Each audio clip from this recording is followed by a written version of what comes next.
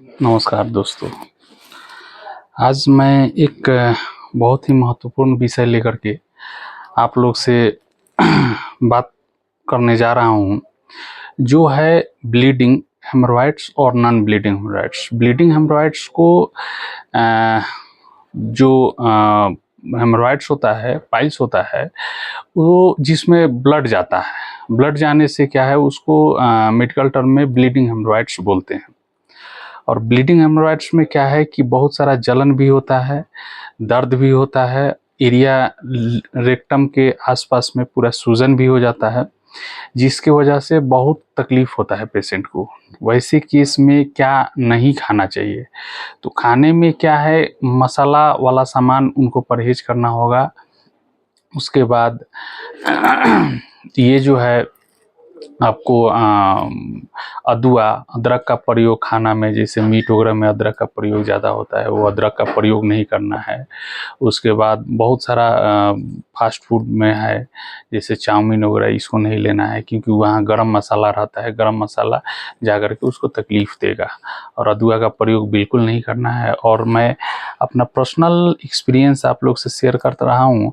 जैसे bleeding haemorrhoids में हमने दवा जो चलाया है और चलाते रहता हूँ, वो है आपको पायोनिया 30 पाउंड में। अगर 30 पाउंड में आप यूज करते हैं तो जो ब्लीडिंग हेमरॉइड्स है वो बिल्कुल ठीक हो जाएगा। पायोनिया के साथ में आप रेटेनिया 30 पाउंड में ले सकते हैं।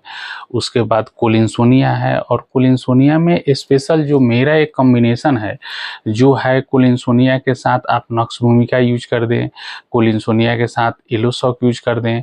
ये तीनों मेडिसिन मिक्स करके अगर आप लेते हैं, जैसे पायोनिया 1 नंबर में सुबह में ले लिए, पायोनिया ऑफिसिनालिस 30 पाउंड का सुबह में ले लिए। उसके बाद एसिड नाइट्रिक दोपहर में ले लिए।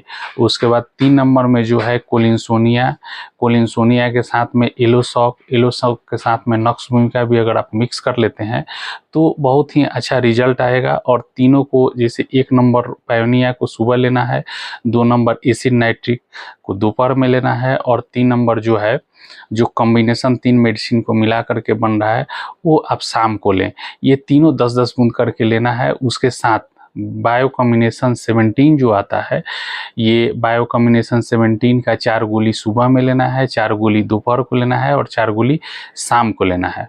उसके साथ एक्सटर्नल यूज में आप एपी जेल आता है, एपी जेल आप यूज कर सकते हैं। और ये करके मुझे लगता है ब्लीडिंग हेमरॉइड्स को आप 2 से 3 दिन में, और फर्स्ट दिन भी, अगर फर्स्ट दिन ही जब आप यूज करते हैं तो पेन वगैरह है, सूजन में 50% रिजल्ट आ जाएगा। और 2 से 3 दिन में ये दवा यूज करते हैं तो ये परमानेंट आपका सॉल्यूशन ठीक हो जाएगा। जैसे वहाँ जो इचिंग रहता है, स्वेलिंग रहता है, दर्द रहता है, जलन रहता है, ये परमानेंट ठीक हो जाएगा। अच्छा, उसके साथ में एक होता है non bleeding haemorrhoids. Non bleeding haemorrhoids में ब्लीडिंग नहीं जाता है, वहाँ एक मांस बन जाता है लेट्रिन के रास्ते के पास, अंगूर के जैसा बिल्कुल एक दाना बन जाता है। वो एक भी हो सकता है या मल्टीपल भी हो सकता है, बहुत सारा भी हो सकता है। तो वो क्या, बहुत नरम रहता है वहाँ का, वो जो अंगूर के दाने जैसा बन जाता है, वो एक्सटर्नल ब्लाइंड हेमरॉइड्स बोलते हैं। और एक इंटरनल भी होता है, जो कि आप उस चीज़ को मतलब वो हाथ से फील नहीं कर पाएंगे, लेकिन जब हार्ड स्टूल पास होगा उस समय में क्या होता है, उसमें स्क्रीचिंग आ जाता है। स्क्रीचिंग आने के बाद वो बाहर में थोड़ा निकल जाता है, एक साइड से फूला रहता है, मल द्वार जो है एक साइड से फूला रहता है। उस कंडीशन में बहुत पेन होता है। तो उस कंडीशन में क्या है कि आप अस्कुलस ले सकते हैं, अस्कुलस हीप ले सकते हैं, साइलेसिया ले सकते हैं, और थूजा ले सकते हैं। तीनों 30-30 पाउंड में, एक सुबह में, एक दोपहर में, एक शाम को ले सकते हैं। और लगाने का वही एपीजेल है, लगाते हैं। और खाने का जो परहेज है वो सेम ही है दोनों के लिए, नॉन ब्लीडिंग और ब्लीडिंग हेमरॉइड्स दोनों के लिए सेम ही है।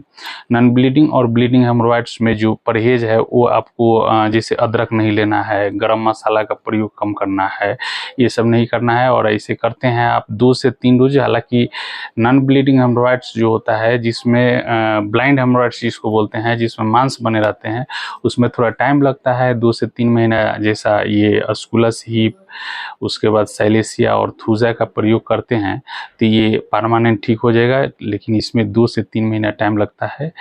धन्यवाद। आज का विषय यहीं पे मैं समाप्त करता हूँ।